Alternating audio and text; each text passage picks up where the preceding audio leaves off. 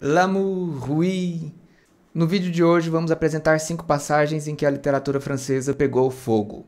Bom, a literatura se interessa pela vida, e sendo essa expressão do amor parte da vida, obviamente a literatura se interessa por ela. Todos nós sabemos que é uma parte muito expressiva da literatura, desde antes da Grécia, mas para a gente chega desde a Grécia Antiga.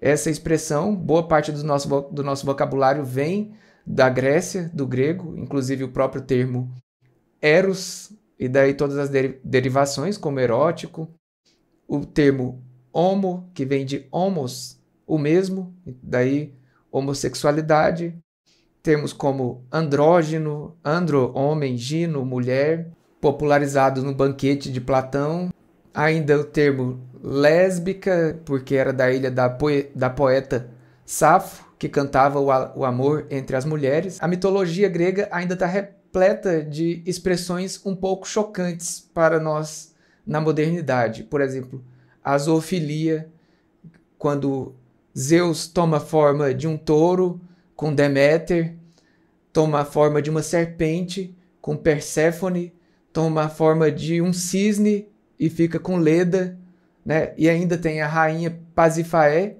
que se apaixona pelo touro oferecido por Poseidon e, ao copular com ele, dá luz ao Minotauro, que é metade homem e metade touro. Ainda da Grécia, com as suas múltiplas expressões chocantes, há o tema do incesto, todo mundo conhece. Édipo, que mata o seu pai e casa com a sua mãe, Jocasta. Na épica grega ainda, o ciclo de Troia é desencadeado pela traição de Helena ao rei Menelau. Helena foge de Menelau com Paris e começa a guerra. Se por um lado o marido traído, Menelau, juntou os reinos esparsos da Grécia, por outro lado, outro marido traído, Lúcio Tarquínio, marido de Lucrécia, ele acabou com a monarquia em Roma após ser traído por seu amigo, o Sexto Tarquínio, que estuprou a esposa de Lúcio, de nome Lucrécia. Sexto Tarquínio, que era filho do último rei de Roma, Tarquínio Soberbo. Saindo da Idade Antiga e chegando à Idade Medieval, esse tema é caro aos clérigos da Igreja, que escrevem as penitências e nelas narram todas as múltiplas formas de concepção, da traição, de fornicações. Então, eles descrevem todas com as suas penitências correlatas. É um trabalho piedoso para esses pobres clérigos que dedicaram uma grande parte da sua vida a pensar em todas as acepções, todas as concepções de fornicação, para que o rebanho ficasse bem consciente do que não fazer. Dante Alighieri oferece todo um círculo do inferno. O terceiro círculo para os luxuriosos, os lascivos, aqueles que têm esse vício. Encerrando o tempo medieval com um grande carnaval, surgem os libertinos, que, em um momento de explosão, depois da humanidade ter se sentido talvez refém de uma moral tão constrangedora, eles vão para a via totalmente contrária, então, e procuram uma liberalidade da moral que quer se vingar de uma constrição religiosa, uma religião que eles não acreditam mais, e acreditando que o verdadeiro prazer só pode ser fruído aqui nesse plano, aqui no plano físico, eles querem se entregar completamente ao prazer carnal. E o grande nome dos libertinos, todos conhecem, é o Marquês de Sade. E hoje eu separei 5 passagens da literatura francesa que são extremamente fascinantes e tratam desse tema do amor sensual. Separei aqui Sodoma e Gomorra, de Marcel Proust, Les Liaisons Dangereuses, Choderlos de Laclos, Madame Bovary, de Gustave Flaubert, Les Fleurs du Mal, As Flores do Mal, minha versão aqui tem tradução do Ivan Junqueira, e Thérèse Raquin, de Émile Zola, que eu tenho aqui no Kindle, no meu Kindle Paperwhite. Então, a quinta passagem mais quente da literatura francesa Thérèse Raquin, de Émile Zola. Thérèse Raquin ainda não é a fase naturalista de Émile Zola, mas já dá indícios. Então ela tem sangue africano e talvez daí Émile Zola quer dizer que ela tem uma maior ímpeto animal. Seria assim, essas teorias do século XIX, da qual Émile Zola foi um grande entusiasta com seu naturalismo. Em primeiro lugar, a Thérèse Raquin ela se casa com Camille, que era um rapaz bem frágil, que Zola descreve aqui com membros frágeis, membros franzinos, né, movimentos lentos e fatigados. Um belo dia ele leva um amigo, Laurent, que é um homem corpulento, né? E Thérèse Raquin, aqui está a descrição, deteve por instantes o olhar no pescoço. Era largo e curto, espesso e poderoso. Em seguida, deteve-se longamente nas mãos que Laurent tinha estendidas sobre os joelhos. Os dedos eram nodosos. Fechados deviam formar um punho enorme, capaz de abater um boi. Laurent era um autêntico filho de camponês, de perfil algo pesado, de costas arqueadas, de movimentos lentos e precisos, de ar tranquilo e obstinado. Sob a roupa adivinhavam-se-lhes os músculos desenvolvidos num corpo espesso e rijo. Thérèse examinava-o curiosamente, percorrendo-o com os olhos dos punhos ao rosto, sentindo ligeiros arrepios quando se detinha no pescoço taurino. E então, Laurent se propõe a fazer um retrato de Camille. E quando o retrato fica pronto, Laurent já havia percebido o interesse de Thérèse por ele, queria um momento a sós e que ele pudesse atacá-la, por assim dizer. E aqui, algum tempo depois, no dia seguinte, quando ele terminou já o retrato, que ele queria esse momento, no dia seguinte, depois de Laurent ter dado a última pincelada, toda a família se reuniu para gabar a semelhança. O retrato era ignóbil, de um cinzento sujo com largas manchas violáceas. Laurent não sabia utilizar as cores mais claras sem as tornar opacas e pastosas. E aí ele vai narrando o retrato, que era horrível, ignóbil, e parecia um homem afogado, o que acontece mais tarde, mas não vou dar spoiler aqui do livro. E, enfim, Camille, o marido de Thérèse, saiu para buscar um champanhe lá para comemorar o fim do retrato, e nisso a esposa dele ficou sozinha com o Laurent no ateliê, e então acontece o seguinte. O tempo passava, Camille podia chegar, a ocasião talvez não voltasse a repetir-se. Voltando-se bruscamente, o pintor ficou diante de Thérèse. Durante alguns segundos, olharam um para o outro. Com um movimento violento, Laurent curvou-se e apertou a jovem contra o peito. Tombou-lhe a cabeça para trás, esmagando-lhe os lábios contra os seus. Ela teve uma sacudidela de revolta selvagem, arrebatada, e, ato contínuo, abandonou-se deslizando para o chão. Não trocaram uma só palavra.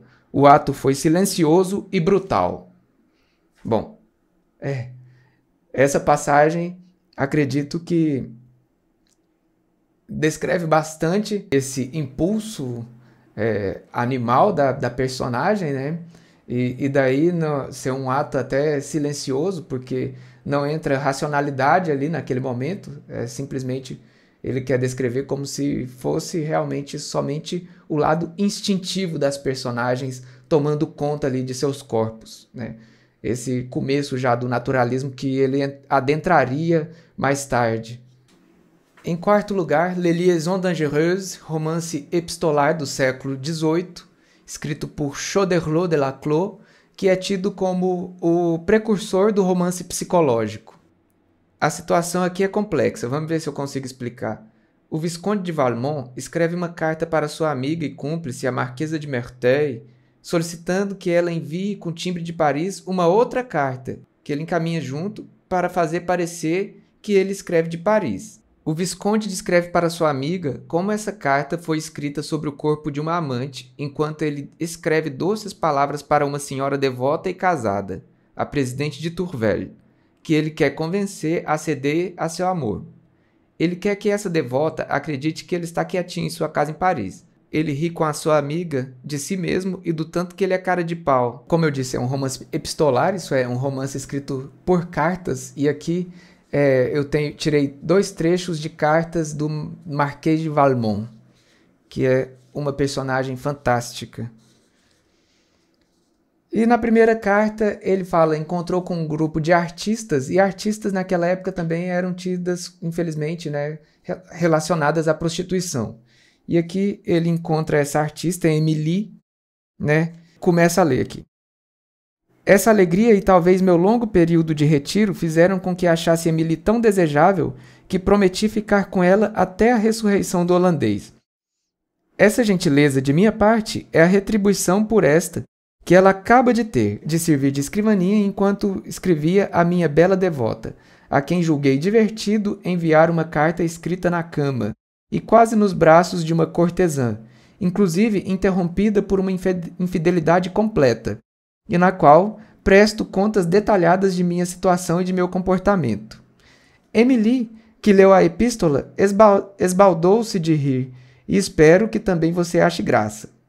Enfim, Emily, que era uma artista que ele encontrou, e a artista era relacionada, infelizmente, nessa época, né, à prostituição, a Emily serviu de escrivaninha, serviu de mesa enquanto estava nua para ele escrever a carta. O Marquês de Valmont escreve essa carta para a Presidente de Tourvel, que é uma senhora muito devota, muito católica, e que ele está tentando torná-la uma libertina, e ele encara isso como uma guerra, transformar essa religiosa, essa senhora casada, religiosa, em uma completa libertina, e ele vai empenhar todas as armas para isso.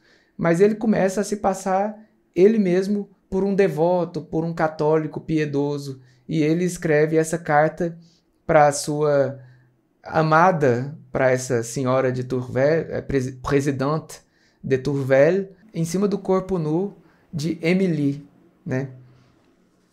E veja um trecho da carta aqui. Tudo parece vir aumentar meus arroubos.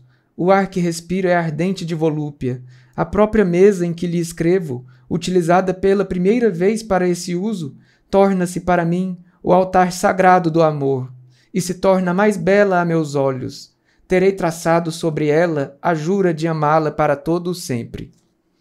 Enfim, por ele não estar mentindo, né, por ele contar a verdade que é a primeira vez que essa mesa é usada, né, se tornou o altar do amor, ele ficou rindo da cara da Presidente de Tourvel, né, quando ele finge ser um devoto, uma pessoa que quer devotar o amor incondicional a ela, e na verdade ele está completamente ali na esbórnia. A terceira passagem é o encontro de Charlus e Jupien em Sodoma e Gomorra, livro de Marcel Proust, publicado no começo do século XX. O barão de Charlus está passando no pátio do castelo, do hotel da sua prima, e então ele encontra um simples alfaiate, e os dois são homossexuais. Eles parecem se reconhecer no olhar, e começa uma dança que o narrador ele começa a narrar ali aquela dança entre essas duas personagens que nunca haviam se encontrado e começam a mandar sinais uma para as outras, e é uma passagem muito interessante. Eles começam essa dança como se fosse uma espécie... O narrador faz uma metáfora ali, como se fosse um inseto que procurasse a flor, uma metáfora óbvia, até meio óbvia, uma espécie de dança do acasalamento, e os dois acabam indo para o fundo da loja do Jupien, que é o alfaiate. O narrador corre então para uma loja ao lado, que está vazia, e para poder escutar o movimento. E é isso aqui que ele narra. Não me atrevia a mexer-me. O cocheiro dos Guermantes, aproveitando sem dúvida a sua ausência, transportava para a sala em que me encontrava uma escada de mão guardada até então na estrebaria. E se eu trepasse por ela, poderia abrir a bandeira e ouvir como se estivesse nos aposentos do próprio Gipian. Mas temia fazer ruído. De resto, seria inútil. Nem sequer tive de lamentar não haver chegado senão depois de alguns minutos à minha sala.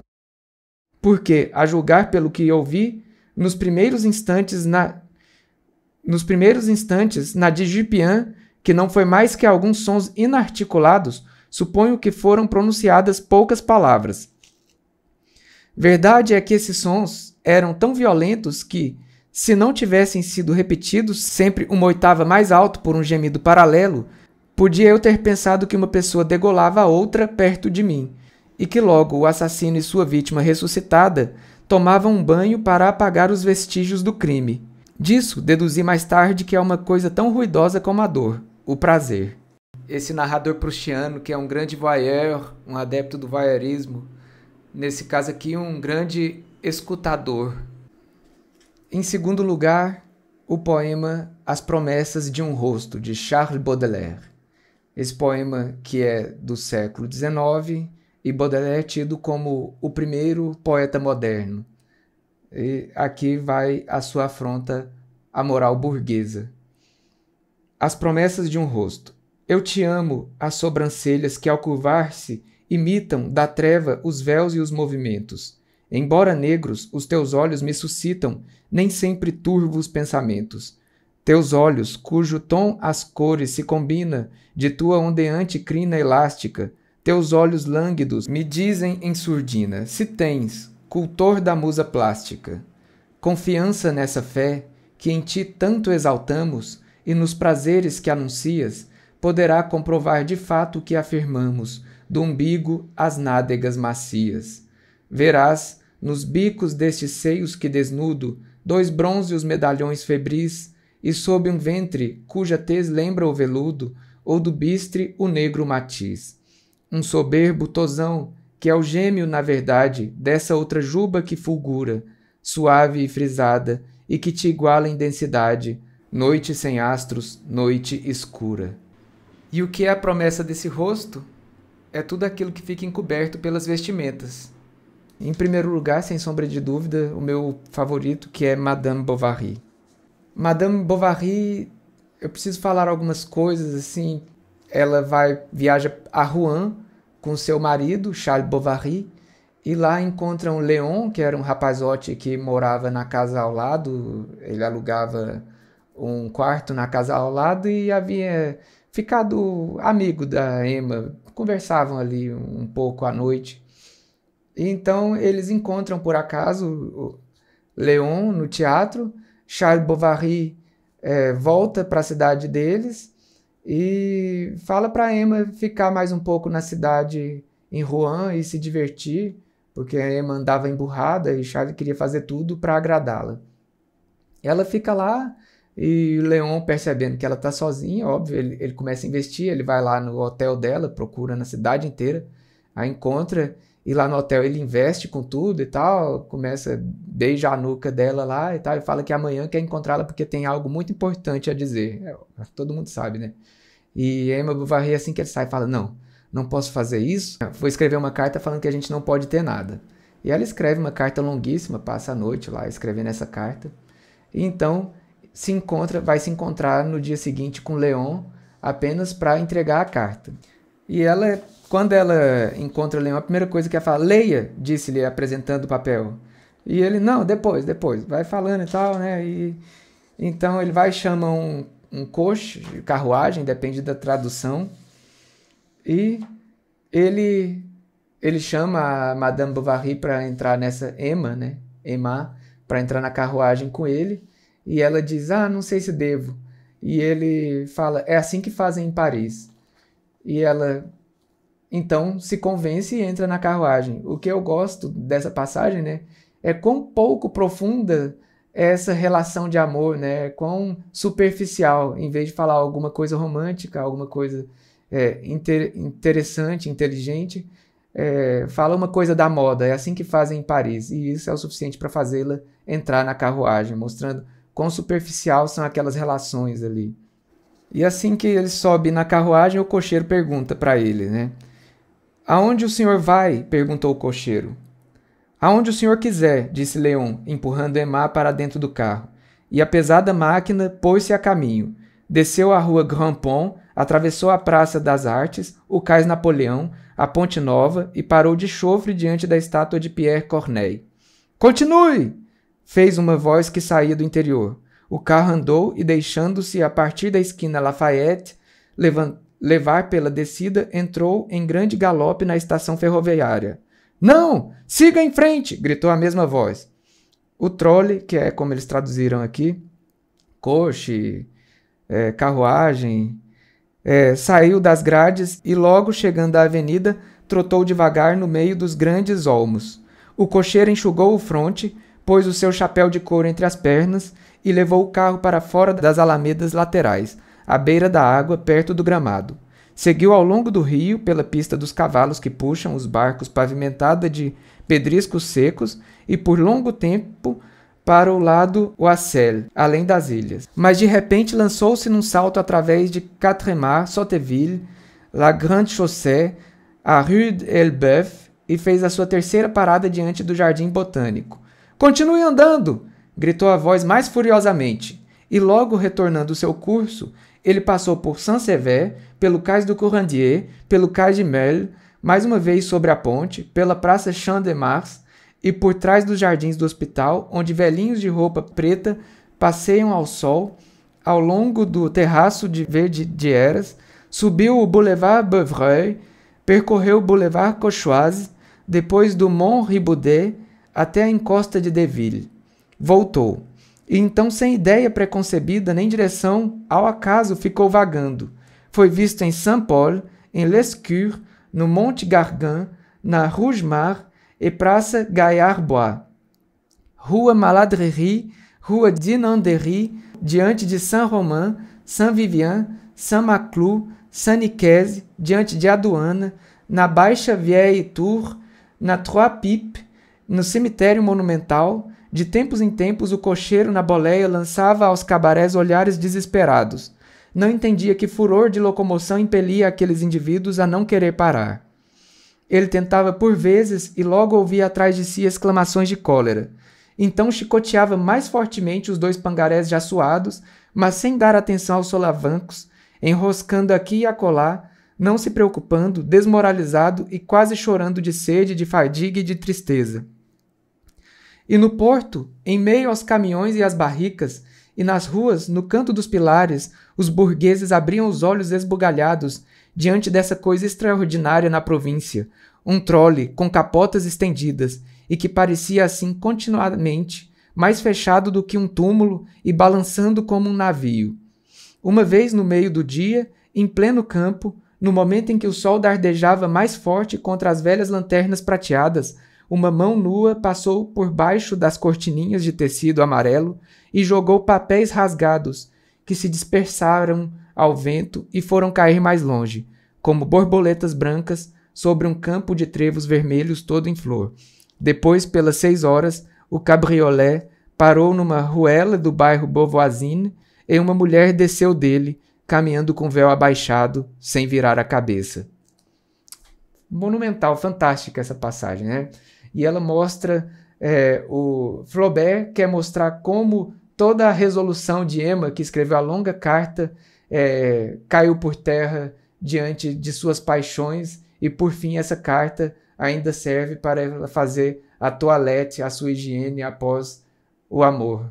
Então, assim, é a passagem mais fantástica nesse sentido, né, de um certo amor erótico na literatura, com certeza, na minha opinião, é Madame Bovary, por isso coloquei em primeiro lugar. E existe uma grande diferença entre como a literatura utiliza essa expressão do amor físico e como outros meios utilizam de uma maneira objetificante. Na literatura não, é humanizante, porque ela coloca ali toda a humanidade que está por trás desses atos. E Espero ver vocês no próximo vídeo. Até mais!